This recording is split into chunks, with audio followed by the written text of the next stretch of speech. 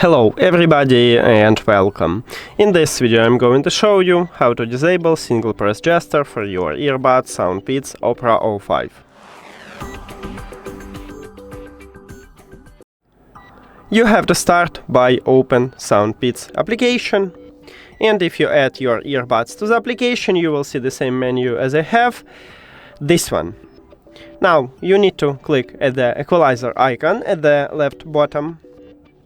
And right here, to disable single gesture, you need right here the last line we have it, so just tap on it. And we did it. To disable it and to use single press gesture, just press again. And if this slider have empty background, it means that it's disabled. That's it. Thank you for watching this video. If you found it helpful, please consider subscribing to the channel and leave the like on the video. See you later.